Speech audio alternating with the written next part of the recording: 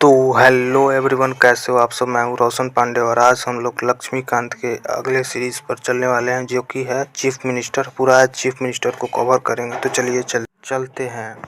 तो chief minister इस parliamentary system of government के अंदर, सरकार के यह पार्लियामेंट्री सिस्टम ऑफ गवर्नमेंट के अंदर जो कि संविधान में प्रोवाइडेड किया गया है, इसमें गवर्नर जो होते हैं नॉमिनल एग्जीक्यूटिव हेड होते हैं। जिस तरह की प्रेसिडेंट नॉमिनल एग्जीक्यूटिव हेड होते हैं कहाँ के, पूरे देश के, उसी तरीके से किसी भी राज्य का नॉमिनल एग्जीक्यूटिव हेड जो होते हैं वह गवर्नर होते हैं। और जो रियल एग्जीक्यूटिव हेड होते हैं किसी भी स्टेट का यदि रियल एग्जीक्यूटिव हेड होते हैं तो वो होते हैं चीफ मिनिस्टर। दूसरी बात बताएंगे तो गवर्नर जो होते हैं किसी भी राज्य का हेड होते हैं और चीफ मिनिस्टर जो होते हैं गवर्नमेंट का, सरकार का हेड कौन होते हैं तो चीफ मिनिस्टर होते हैं। इसीलिए चीफ मिनिस्टर का पोजीशन जो है स्टेट लेवल पर is analogous to the position of prime minister. Prime minister के जिस तरीके से सेंटर में प्राइम मिनिस्टर अपना काम करते हैं उसी तरीके से स्टेट में चीफ मिनिस्टर काम करते हैं। इसीलिए दोनों का पोजीशन जो है पैरेलल में रखा गया है।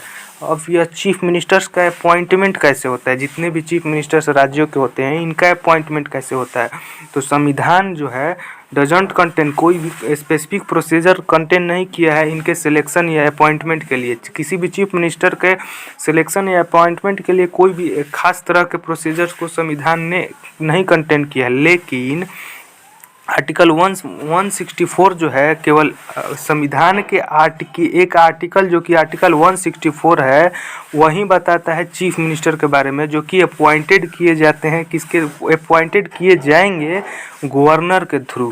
हाउएवर इसीलिए दिस डजंट इम्प्लाई, यह नहीं कहता है कि गवर्नर जो है फ्री हैं किसी को भी चीफ मिनिस्टर के पद के लिए अपॉइंट करने के लिए। इनके इस पे भी कुछ है, इन पर रेस्ट्रिक्शंस हैं जिसमें कि गवर्नर जो है उन्हीं को चीफ मिनिस्टर के रूप में अपॉइंट करेंगे जो कि स्टेट लेजिस्लेचर में मेजॉरिटी पार्टी का लीडर के रूप में अपॉइंट किए जाएंगे। जो कि किसी भी स्टेट लेजिस्लेचर में जो मेजॉरिटी पार्टी है उसमें उनका सबसे ज़्यादा बहुमत वाला जो पार्टी होगा उसी को मेजॉरिटी पार्टी कहते हैं। उसमें उन सारे मेंबर्स में से जो लीडर के रूप में चुने जाएंगे सभी के द्वारा, वहीं जो है गवर्नर जो है क्या करेंगे, उन्हीं को अपॉइंट कर देंगे चीफ मिनिस्टर के रूप में। लेकिन यदि कोई पार्टी क्लियरली मेजॉरिटी नहीं ले पाता है असेंबली में, तो at that point of time क्या होता है कि गवर्नर उस समय एक्सरसाइज करते हैं अपने पर्सनल बिहाफ का कि खुद के डिस्क्रिप्शन से वह सिलेक्ट करे या अपॉइंट करे किसी भी चीफ मिनिस्टर को। ऐसे सिचुएशन में गवर्नर जो है यूजुअली उन्हीं उस लीडर को अपॉइंट करते हैं जो कि कोलिजन का सरकार बना के कोलिजन का सरकार बना लेती है लेजिस्लेटिव असेंबली में।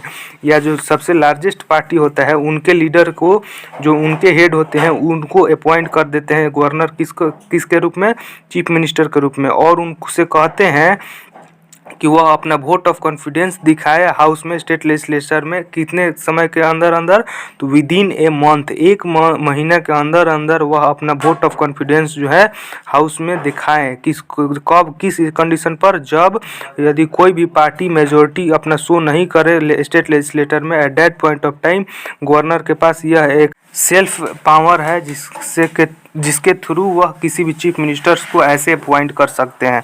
Governor may have to exercise his individual judgement, वह अपना खुद का जजमेंट भी एक्सरसाइज कर सकते हैं। किस चीज़ में, तो चीफ मिनिस्टर के अपॉइंटमेंट और सिलेक्शन में। लेकिन कब?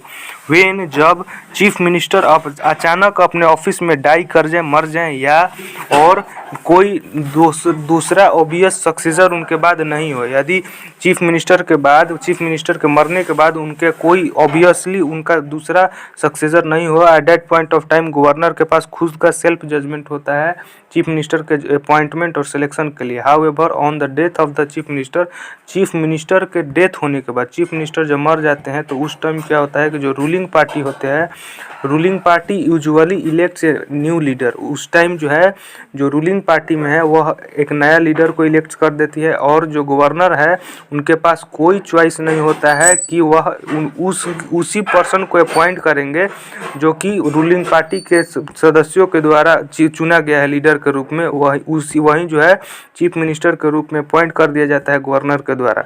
The constitution does not require that a person must prove his majority in the legislative assembly.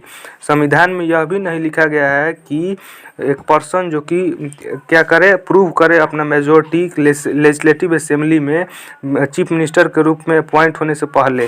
Governor के पास यह भी एक अधिकार है कि वह पहले चीफ मिनिस्टर को अपॉइंट कर सकते हैं और उसके बाद उनसे यह गवर्नर कह सकते हैं कि वह अपना मेजोरिटी को शो करे। कहाँ पर, तो स्टेट लेजिस्लेटिव में कितने समय कुछ खास पीरियड दे देते हैं, मैक्सिमम 6 मंथ दिया जाता है कि 6 मंथ के अंदर अंदर आप अपना मेजोरिटी को स्टेट लेजिस्लेचर में शो करें। लेकिन यदि वह जो पर्सन जिसको कि गवर्नर जो है अपॉइंट किए हैं चीफ मिनिस्टर के रूप में एक खास पीरियड ऑफ टर्म के तक, वह यदि 6 मंथ के अंदर अंदर अपना मेजॉरिटी को वोट ऑफ कॉन्फिडेंस को स्टेट लेजिस्लेटिव में शो नहीं करता है तो उनका जो है चीफ मिनिस्टर पद जो है सीज कर दिया जाएगा, यदि वह उस कंडीशन फुलफिल ना कर पाए उस टाइम। संविधान के मुताबिक chief minister may be a member of any, chief minister भी जो हैं स्टेट लेजिस्लेचर के किसी भी हाउस के सदस्य हो सकते हैं, लेकिन यूजुअली चीफ मिनिस्टर जो है लोअर हाउस लेजिस्लेटिव असेंबली के लोअर हाउस के सदस्य के रूप में होते हैं। बट लेकिन on A number of occasion, बहुत सारे ओकेजन में अपर हाउस के भी लेजिस्लेटिव काउंसिल के भी मेंबर जो हैं चीफ मिनिस्टर के पद पर अपॉइंट हुए हैं। अब इनका ओथ, टर्म और सैलरी क्या होता है चीफ मिनिस्टर का। तो chief minister before the chief minister, जब चीफ मिनिस्टर एंटर करते हैं अपने ऑफिस में तो जो गवर्नर हैं वो एडमिनिस्टर करते हैं उनको, उनके शपथ ग्रहण को उनके ऑफिस में और उनके सेक्रेटरी से का पूरा शपथ ग्रहण। इनके ओथ में इनके जो शपथ ग्रहण है ऑफिस के पहले, उसमें चीफ मिनिस्टर क्या कहते हैं कि वह जो है हमेशा अपना फेथ, विश्वास और एलिजियंस संविधान के प्रति बनाए रखेंगे।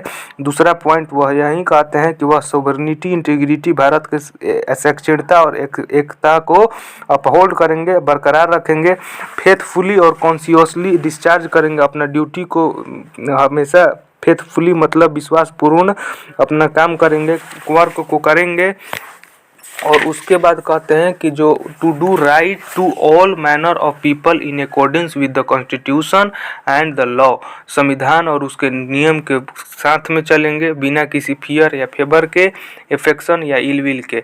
इनके ओथ ऑफ सेक्रेसी में चीफ मिनिस्टर यह भी कहते हैं कि वह डायरेक्टली या इनडायरेक्टली कम्युनिकेट या रिवील नहीं करेंगे किसी पर्सन को एनी मैटर जो कि क्या करेगा अंडर हिज कंसिडरेशन और becomes known to him as a state minister except as may be required for the due discharge of his office as such ministers। Chief minister का जो term है is not fixed नहीं है, and he holds office during the pleasure of the governor के pleasure पर यह अपना office को होल्ड करते हैं। हाउएवर दिस डजंट इम्प्लाई, इसका मतलब ये नहीं कि गवर्नर जो है किसी भी क्षण चीफ मिनिस्टर को हटा सकते हैं। ही कैन नॉट डिसमिस, वो जो गवर्नर है कभी डिसमिस नहीं कर पाएंगे चीफ मिनिस्टर को जब तक कि वह अपना स्टेट लेजिस्लेचर में, स्टेट असेंबली में अपना मेजोरिटी को एंजॉय कर रहे होंगे। लेकिन यदि जो चीफ मिनिस्टर हैं अपना वोट ऑफ कॉन्फिडेंस को स्टेट असेंबली में खो देते हैं तो वह उनको क्या करना पड़ेगा, रिजाइन करना पड़ेगा या गवर्नर उनको डिसमिस कर देंगे। सैलरी और अलावेंसेस गवर्नर चीफ मिनिस्टर का जो है डिटरमाइंड किया जाता है स्टेट लेजिस्लेचर पर, in addition to the salary and allowances which are payable to a member. जो चीफ मिनिस्टर होते हैं राज्य के, उनको भी वही सैलरी या अलावेंसेस दिया जाता है जो कि जो स्टेट लेजिस्लेचर के मेंबर्स होते हैं, जितने भी विधायक या ये सब बनते हैं, उनको जो मिलता है अलावेंसेस और सैलरी सेम टू सेम वही जो है चीफ मिनिस्टर को भी मिलता है। वह चीफ मिनिस्टर भी जो है समटुअरी अलावेंसेस उनको मिलता है और फ्री एकोमोडेशन, आने जाने का कोई सुविधा मिलता है, ट्रेवलिंग अलावेंसेस मिलता है, मेडिकल फैसिलिटीज़ भी उनको मिलता है।